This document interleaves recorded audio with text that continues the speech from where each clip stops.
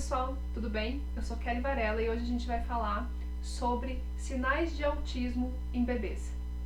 Muitas pessoas têm me procurado para perguntar: Kelly, como que eu identifico se o meu bebê tem autismo? E aí, vamos lá. É preciso deixar bem claro que para você notar os sinais de autismo em bebês é um pouco mais complicado.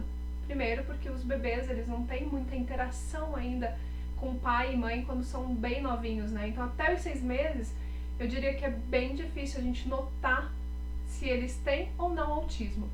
A partir dos 6 meses, a percepção dos sinais se torna um pouco mais fáceis, porque esse bebê de 6 meses a 12 meses de vida, ele já interage com as pessoas à volta, com o ambiente em volta dele. As crianças, os bebezinhos com autismo, geralmente eles não fazem algumas coisas. E aí uma delas é o balbuciar das palavras, né? Então a tagarelice social, que seria mais ou menos aquilo. Você fala blá blá blá blá blá e a criança te responde blá blá blá blá blá blá. Ou seja, na linguagem dos bebês existe uma comunicação. Os bebês que estão dentro do espectro, geralmente eles não vão ter essa interação social. Então são aqueles bebês que ficam mais quietinhos, que não tem muita interação das palavrinhas, balbuciar palavrinhas, entre 6 meses e 12 meses. Outro ponto que deve se observar são os sinais sociais. Então, por exemplo, se você chega para o bebê e fala: "Ai, vem com a mamãe", o que ele automaticamente vai fazer? Ele vai jogar os bracinhos para ir para o seu colo. Então ele já sabe o que vai acontecer e ele entende os sinais. Ou às vezes você nem fala, então você diz, só faz assim, e a criança vai com você. A criança, o bebezinho com autismo, geralmente ele não vai entender ou vai demorar mais para entender esses sinais. Então ele não vai ser aquela criança que, por exemplo, fez assim, se joga e vai. Ele provavelmente não vai entender esses sinais sociais das pessoas. Outro ponto importante a ser observado é a falta de contato visual. Então a criança, ela não olha geralmente para as pessoas que estão em volta dela. Então pode ser que ela fique olhando para uma luz que ela vê no teto, porque as luzes chamam muita atenção, ou para um objeto, mas ela não consegue ter essa interação social com as pessoas. Aí entra outro ponto. É sempre bom a gente dizer que nessa fase em que eles são bebês e a gente não consegue ainda uma comunicação efetiva com eles, você tem que, pode ser um sinal de que é de autismo, mas pode sim ser um sinal, por exemplo, de que a criança apresente algum problema de visão. Então, anota e sempre pergunta para o pediatra: olha, eu notei que ele não me segue com o olhar, ou que o olhar dele fica sempre perdido olhando para uma luz ou para essas coisas. É sempre importante a gente relatar isso para o pediatra, tá?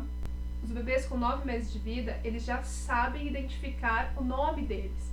Então, se alguém fala o nome deles, eles respondem. Os bebês com autismo costumam não ter essa resposta. Então, você fica lá chamando, chamando, e é como se a criança não te escutasse. É como se ela não ouvisse o que você está falando. E aí, de novo, é um ponto bem importante. Você precisa anotar isso para perguntar numa consulta com o pediatra se isso pode ser um problema auditivo ou se é um sinal de que alguma parte neurológica da criança não está bem.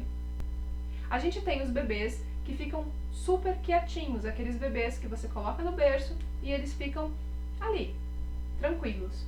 Mas existem também os bebês que ficam muito irritados. Então são aqueles bebês que você pega no colo, ele não gosta, ele fica irritado, ou ele dorme muito mal, ou ele se irrita facilmente e você não sabe o porquê da irritação daquele bebê.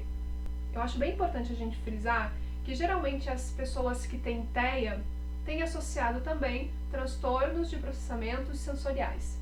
E estes transtornos podem sim ser a causa da irritação desse bebê.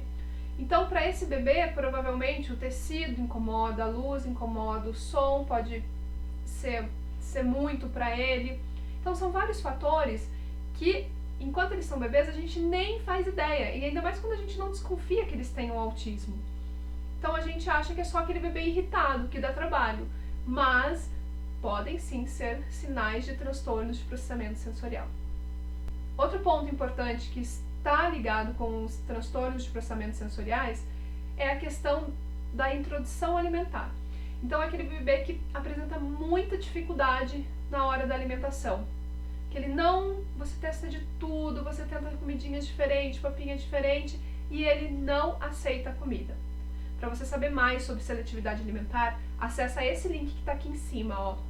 Ali a gente vai falar mais sobre os transtornos de processamento sensoriais e como que eles afetam a vida das crianças com TEA. Os bebês, a partir dos 6 meses, eles já conseguem fazer um jogo de triangulação. Ou seja, você vai fazer uma brincadeira com eles e eles...